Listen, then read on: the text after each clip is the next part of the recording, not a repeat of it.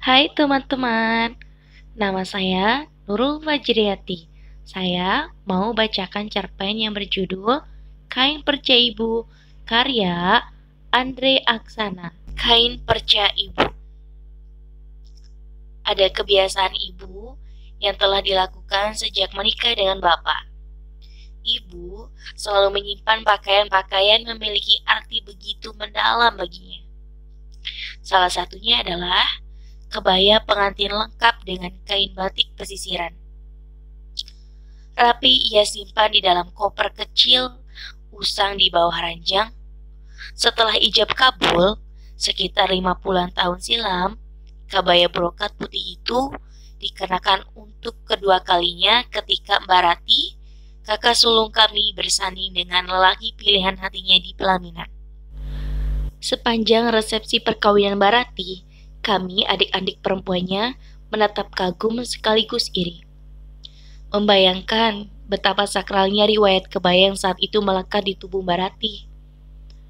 Kebaya itu dijahitkan sendiri oleh mendiang ibunya ibu di tengah keadaan negeri yang sedang porak-poranda. Sekitar pertengahan tahun 1950-an, Indonesia dalam keadaan darurat perang karena banyaknya pemberontakan di berbagai daerah di tanah air.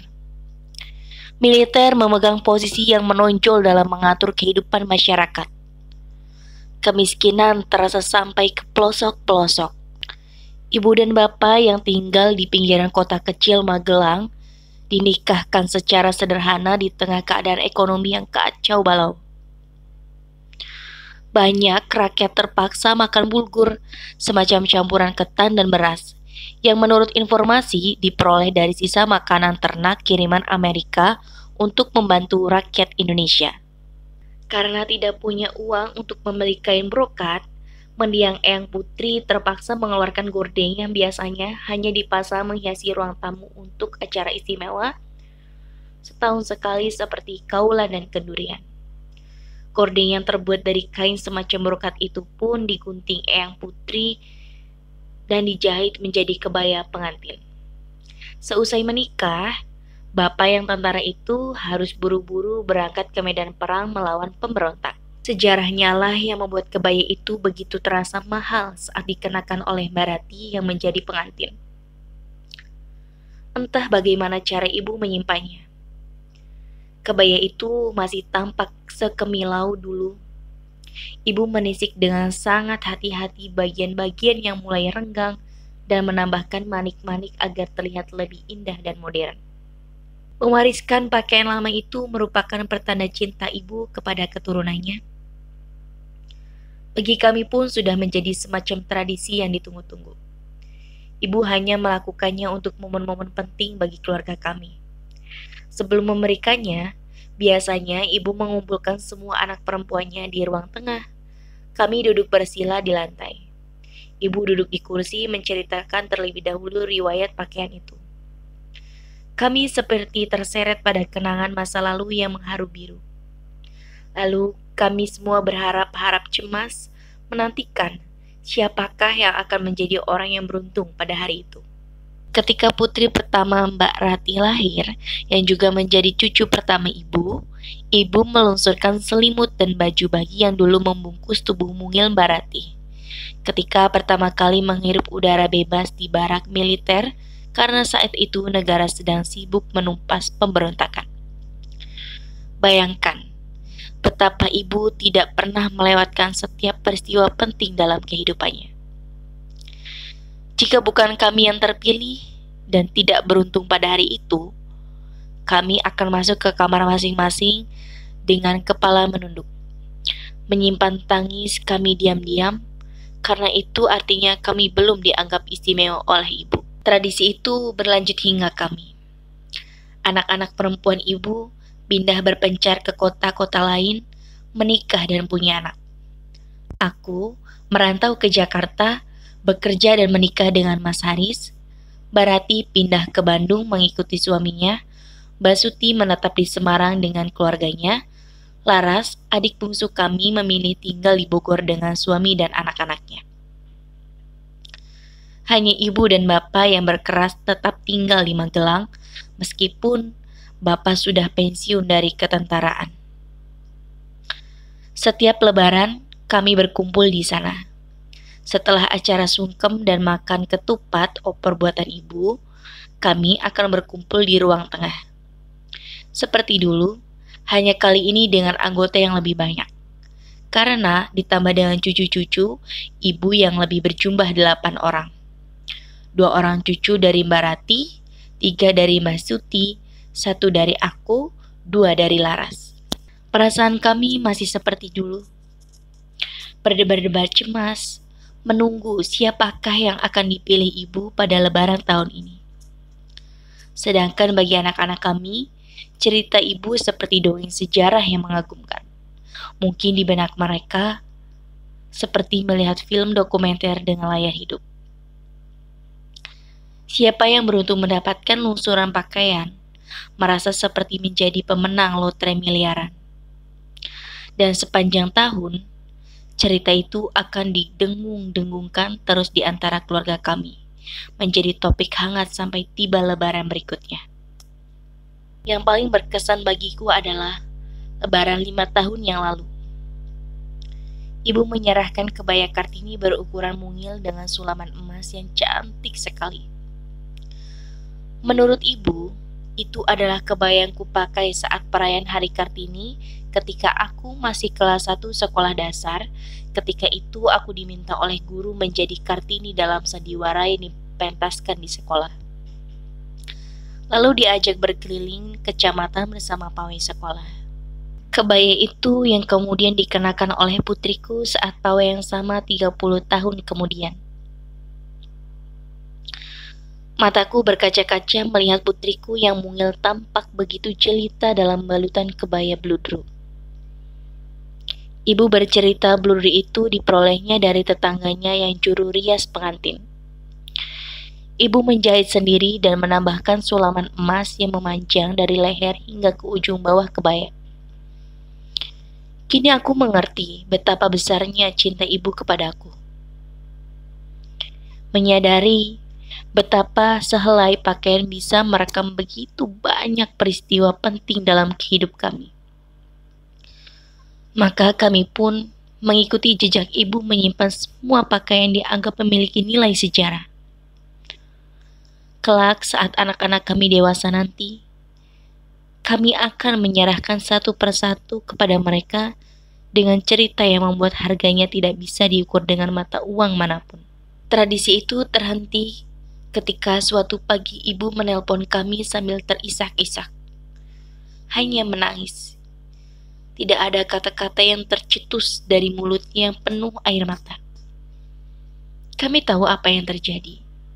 Dan segera berangkat ke Magelang dengan pesawat yang paling pagi. Kami menguburkan jasad bapak keesokan harinya di pemakaman umum dekat rumah agar ibu muda kapanpun ingin nyekar. Karena kami semua bekerja, kami sepakat untuk bergantian menjaga ibu selama masa berkabungnya. Aku mengambil cuti untuk bisa menemani ibu melewati kesedihannya ditinggal bapak. Tapi rupanya, kehadiranku seperti tidak nyata di mata ibu. Ibu yang dulu begitu periang dan senang mengobrol, sekarang menjadi pendiam dan sering duduk melamun di beranda. Di sana biasanya ibu menemani bapak melewati waktu senja.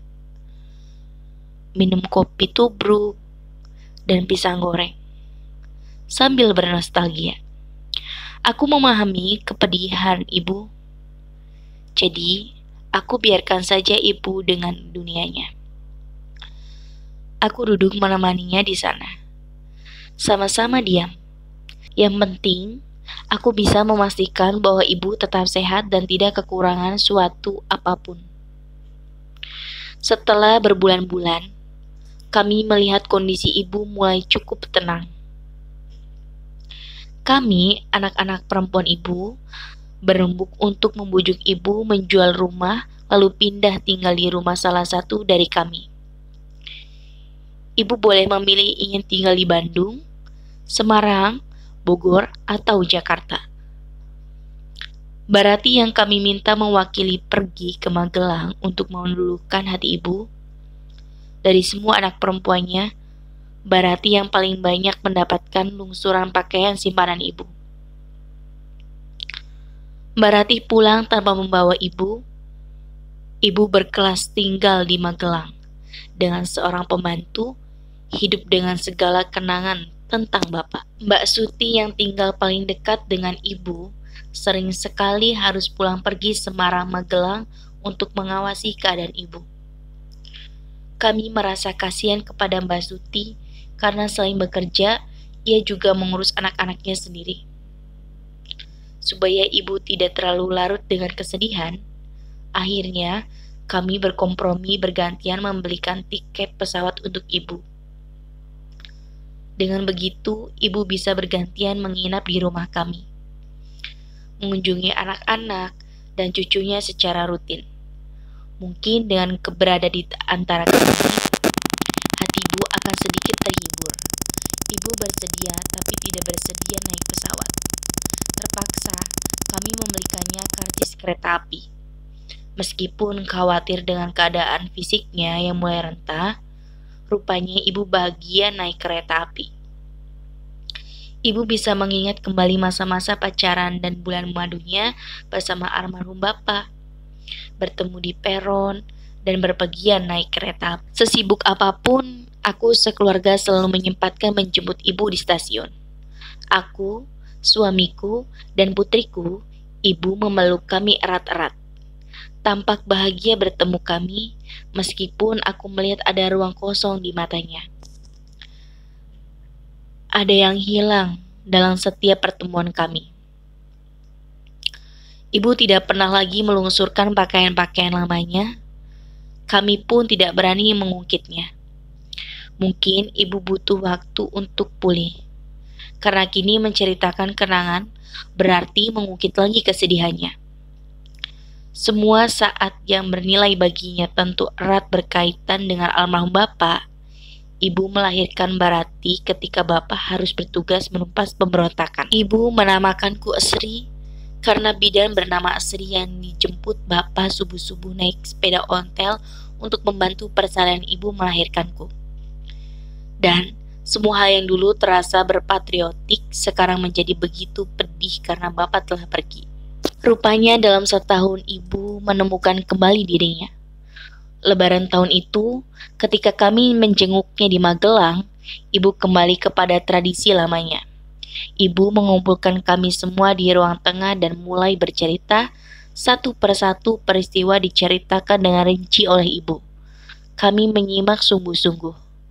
Di saat kami tengah hanyut dengan ceritanya, ibu mengeluarkan sehelai kain lebar yang membentangkan di hadapan kami dan terbelalak melihat hamparan kain berisi potongan-potongan kain perca yang disambung dan dijahit menjadi bed cover.